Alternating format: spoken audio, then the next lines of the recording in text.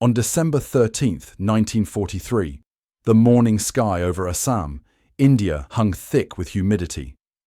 The monsoon season had passed, but the air still carried weight. Second Lieutenant Philip Adair sat in the cockpit of his P-40N Warhawk, nicknamed Lulu Belle, running a routine patrol over Dinjan airfield. The base sprawled below him, a collection of temporary structures, fuel dumps, and most importantly, 14 C-47 transport aircraft lined up along the runway like sitting ducks. By the way, if this is making sense to you so far, do me a favor and subscribe. It tells me you want more of this kind of content. Those C-47s represented more than just aircraft. They were the lifeline of the China-Burma-India theater. Every day, these transports flew over the Himalayas, a route so dangerous pilots called it the Hump. They carried ammunition, fuel, medicine, and supplies to Allied forces in China. Without these flights, the Chinese war effort collapsed. Without Dinjan airfield, the flights couldn't happen. The entire strategic situation in Asia depended on places like this staying operational. Adair understood this. Every pilot in the 89th Fighter Squadron understood this. Their job wasn't glamorous air combat or escorting bombers deep into enemy territory. Their job was simpler and somehow more crucial. Keep Dinjan safe. Most days that meant flying patrol patterns over the base, watching for Japanese reconnaissance aircraft, occasionally chasing off a lone bomber that strayed too close. Most days were quiet. December 13th, 1943 was not most days. Adair scanned the horizon, following his usual pattern. He'd been airborne for 30 minutes, making slow circles at altitude, conserving fuel. The P-40 wasn't the newest fighter in the American arsenal. By 1943, it had been surpassed by the P-38 Lightning, the P-47 Thunderbolt, and the P-51 Mustang. But in the China-Burma-India theater, the P-40 remained the primary fighter because it was reliable, it could operate from rough airfields, and it could take punishment. Adair knew his aircraft intimately. He knew how it responded in a dive, how it handled in a turn, how much abuse the airframe could absorb. He knew that the Allison engines sometimes ran rough at high altitude, but remained dependable at low level. He knew that the 6 50 caliber machine guns, 3 in each wing, gave him approximately 15 seconds of firing time before the ammunition ran out. He knew that Japanese fighters could outturn him, outclimb him, and generally outmaneuver him in a dogfight. But he also knew that the P-40 could dive faster, fly faster in level flight, and survive hits that would destroy a lighter Japanese aircraft. These weren't abstract facts from a manual. They were intimate knowledge gained through hundreds of hours in the cockpit. This knowledge would save his life. Then he saw them. At first, just dots on the eastern horizon. Then the dots resolved into formations. Tight V patterns of bombers, surrounded by layers of smaller aircraft, weaving protective patterns around them. Adair counted quickly. 24 bombers, at least 40 fighters, 64 aircraft total, all heading directly toward Dinjan. The Japanese had committed serious resources to this attack. The Ki-21 Sally bombers were twin-engine aircraft, each capable of carrying a ton of bombs. 24 of them could level Dinjan airfield completely. The Ki-43 Oscar fighters escorting them were deadly in the hands of experienced pilots, and the Japanese still had plenty of experienced pilots in late 1943. Adair looked down at his base, empty sky above it. He was the only American aircraft airborne. Every other pilot from the 89th Fighter Squadron was on the ground, either in briefings, maintaining their aircraft, or simply resting between patrols. There was no time to alert them, no time to scramble reinforcements. By the time other P-40s got airborne, the Japanese bombers would already be dropping their payload. He faced a decision that took approximately 3 seconds. He could break radio silence, alert the base, and position himself to attack after the bombing run, when he might have support from other fighters. Or he could attack now, alone, and try to disrupt the formation before they reached their target. The choice was obvious. It was also possibly suicidal, but Philip Adair didn't spend time calculating odds. He pushed his throttle forward and turned toward the formation.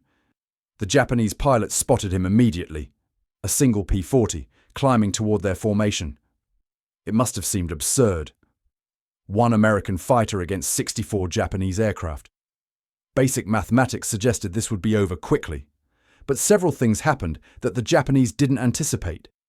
First, Adair wasn't trying to shoot down all 64 aircraft. He was trying to disrupt their attack, and for that, he only needed to appear threatening. Second, bomber formations maintained tight patterns for mutual defensive fire. Breaking formation meant becoming vulnerable. Third, the Oscar fighters had a mission: protect the bombers. Chasing a single American fighter meant abandoning that mission. Adair exploited all of this. He climbed toward the bombers at maximum speed, not trying to dogfight the escorts, but aiming directly for the Sally formation. Several Oscar fighters peeled away from their protective positions and dove toward him. He ignored them initially, focusing on the bombers. At maximum range, he opened fire. 6 streams of 50 caliber tracers reached toward the Japanese formation. He didn't expect to hit anything at that range. The point was to force a reaction. Bomber pilots, seeing tracers coming toward them, had 2 choices: maintain formation and hope defensive gunners could handle the threat, or break formation and evade. Some Japanese bomber pilots chose to break. The tight V formations began to fragment. Now the Oscar fighters were committed. They dove toward Adair, trying to intercept him before he could make another pass at the bombers. Adair let them come close, then pushed his stick forward and dove. The P-40 accelerated rapidly in a dive. The lighter Oscars couldn't match that acceleration. Adair opened distance, then pulled up and climbed back toward the bombers from a different angle.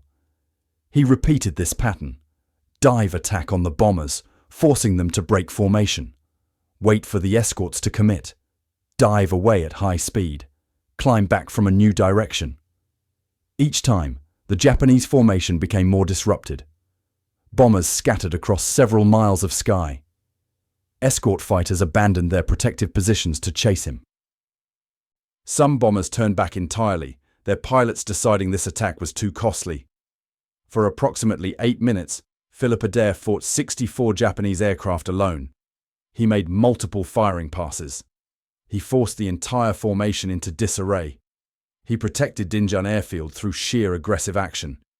But 8 minutes of violent maneuvering, high-speed dives and maximum power climbs took a toll on his aircraft. On his 5th or 6th attack run, he heard impacts. Sharp metallic cracks as bullets punched through his fuselage. The P-40's armor protected him from behind, but Japanese gunners were firing from multiple angles now.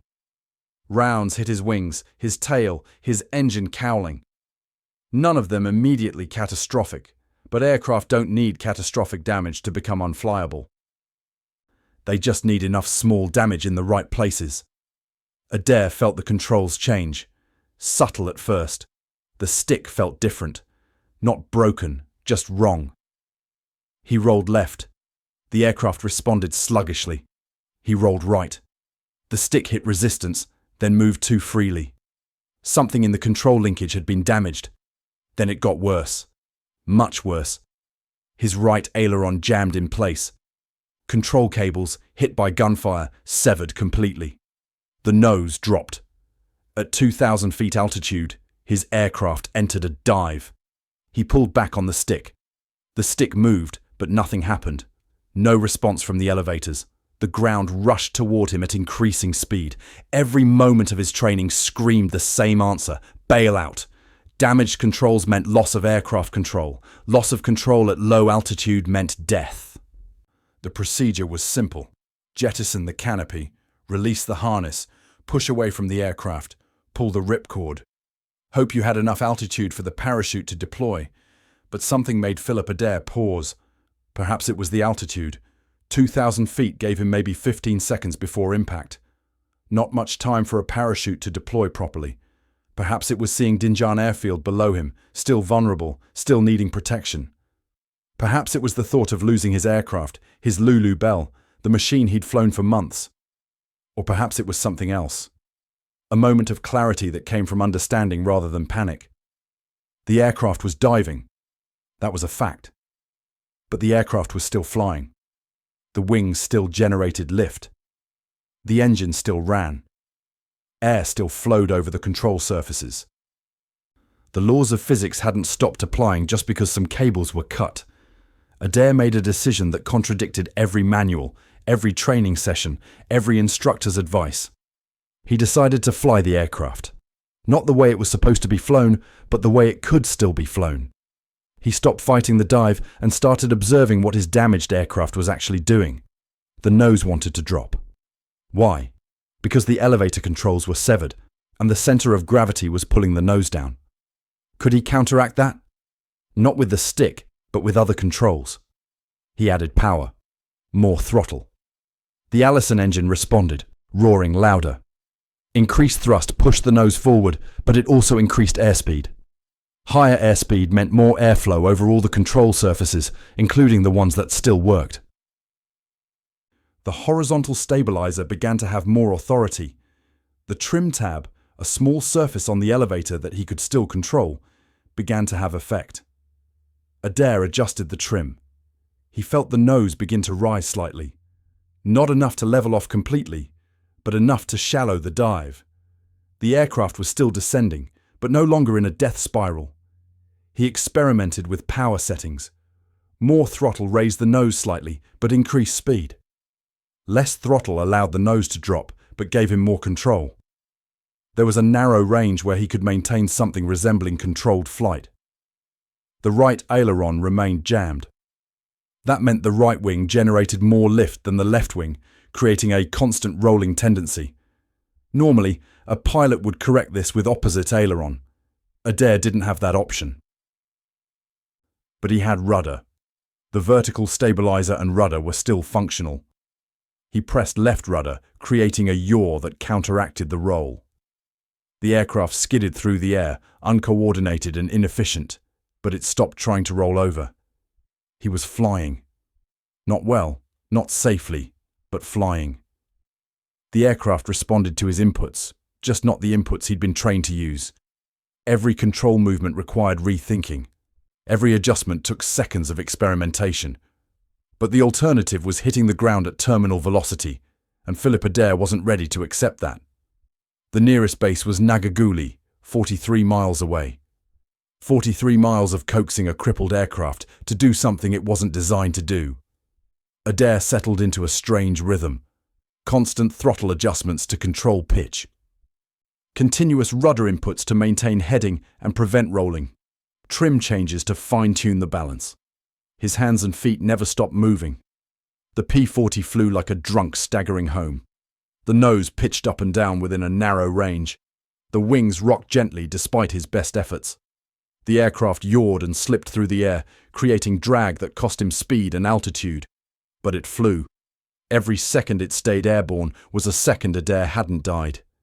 He thought about what he was doing. Not just the mechanical actions, but the principle behind them. His instructors had taught him to fly the aircraft according to proper procedures. Stick back to pitch up, aileron to roll, rudder to coordinate turns. These procedures assumed the aircraft was intact and responded predictably, but his aircraft was no longer intact. It no longer responded predictably. Continuing to apply standard procedures to a non-standard situation would kill him. The insight that saved his life was simpler and more profound than any technique. When the aircraft changes, change how you fly it. This sounds obvious, stated plainly. In practice, under combat stress, with adrenaline flooding your system and every instinct screaming to follow your training, it's nearly impossible. Training creates automatic responses. Pilots practice emergency procedures until they become muscle memory precisely because emergencies don't leave time for careful thought. But Adair's emergency wasn't in the manual. No amount of practice could prepare him for this specific combination of damage. He had to think. He had to observe. He had to experiment. All while flying a damaged aircraft at low altitude with Japanese fighters potentially still in the area. The cognitive load was enormous. Yet he maintained focus because the alternative was death. Mile by mile he nursed Lulu Belle toward Nagaguli. The landscape passed below him. Jungle, clearings, small villages, rivers, beautiful country that would kill him if he lost concentration for even a moment. His arms ached from constant control inputs, his legs cramped from holding rudder pressure. Sweat soaked his flight suit despite the altitude. Finally, Nagaguli appeared on the horizon. The airfield looked impossibly small and distant. Landing would require solving an entirely new set of problems. Normal landing procedures were out of the question. He couldn't reduce power significantly without the nose dropping into an unrecoverable dive. He couldn't use ailerons to level his wings for touchdown. He couldn't flare properly to reduce descent rate. He would have to land hot, carrying excess speed to maintain control. He would have to accept a crooked approach because he couldn't align perfectly with the runway. He would have to touch down while still fighting the aircraft and hope the wheels could absorb the impact. Ground crews at Nagaguli saw him approach. The P-40 flew wrong. Everything about it looked wrong. The nose angle was odd. The wings weren't level. The aircraft yawed and slipped sideways through the air. No competent pilot would fly like that. No American pilot would fly like that. The only explanation that made sense to the ground crews was that a Japanese pilot had somehow captured an American fighter and was attempting to land it. It had happened before, rare, but not impossible. Enemy pilots sometimes landed damaged aircraft at the wrong base, either through navigation error or desperation. Gunners trained their weapons on the approaching P-40. They waited for it to come within range. Standing orders were clear. If uncertain about aircraft identity, defend the base. A captured P-40 in Japanese hands could provide valuable intelligence or be used for infiltration. Adair saw the gun barrels tracking him. He understood what they were thinking. He would have made the same assumption, but he had no way to communicate. His radio had been damaged, or he couldn't spare the concentration to use it while fighting to keep his aircraft airborne. He continued his approach, flying the only way his crippled aircraft would allow. Someone on the ground recognized the aircraft number painted on the fuselage. Lulu Belle, Lieutenant Adair's P-40. The guns lowered. Crews rushed onto the field, some to clear the runway, others to prepare for a crash landing. Adair committed to his approach. He kept power high, much higher than normal for landing. The airspeed indicator showed well above safe landing speed, but reducing power meant losing the nose, and losing the nose at 50 feet altitude meant cartwheeling across the runway. He held his speed. The runway rose up. Adair worked the rudder constantly, making minute corrections to align with the strip. The P-40 was descending, but not smoothly. It porpoised slightly, rising and falling as his power adjustments overcorrected and undercorrected. He timed his final power reduction for the moment before the wheels would touch. The main gear hit hard. The aircraft bounced back into the air. Adair added a burst of power, just enough to cushion the second impact. The wheels touched again, more solidly. The tail wheel slammed down. The aircraft lurched sideways. Adair mashed the rudder pedal, fighting to keep it on the runway. The P-40 swerved, straightened, swerved again. It slowed. The initial landing speed bled off rapidly once the wheels were on the ground. Adair reduced power to idle. The aircraft rolled another 100 yards, still wobbling, still unstable, but decelerating. Finally, it stopped. Adair sat in the cockpit, hands still gripping the controls, feet still on the rudder pedals. The engine ticked as it cooled. His heart hammered. His hands shook with delayed reaction. Ground crews surrounded the aircraft before he could climb out. They counted 16 holes in the fuselage, 16 separate bullet impacts. Some had missed critical components by inches. Others had hit control cables, hydraulic lines, structural members. The right aileron hung at an odd angle, jammed by a bullet that had severed the pushrod. The elevator cables were completely cut. The rudder cables were intact but badly frayed. The crew chief looked at the damage and looked at Adair. "How did you fly this?" Adair didn't have a good answer. He'd just done what seemed necessary. The aircraft could still fly, so he flew it. Just not normally. What Philip Adair discovered that morning couldn't be written into a manual because every damage scenario is unique. The specific cables that break, the specific surfaces that jam, the altitude when it happens, the airspeed, the aircraft type, even the pilot's strength and reflexes. All of these variables combine to create an infinite number of possible situations. Training teaches procedures because procedures work for common situations. Damage controls usually mean bailout because usually the damage is too extensive or happens too high or too fast for anything else. The procedure saves lives most of the time, but not always, not in every situation. And the military couldn't train pilots to ignore their training, even when ignoring training was the right answer. Adair's technique couldn't be taught as a technique. It was a mindset. An approach to emergency situations that prioritized observation over procedure, adaptation over adherence to rules. He didn't follow a checklist for damage controls. He observed what his damage controls could still do, then used those capabilities creatively. This distinction matters. A technique can be practiced, refined, and taught to others. A mindset can only be demonstrated. You either understand it or you don't. Adair understood it at a level that transcended training.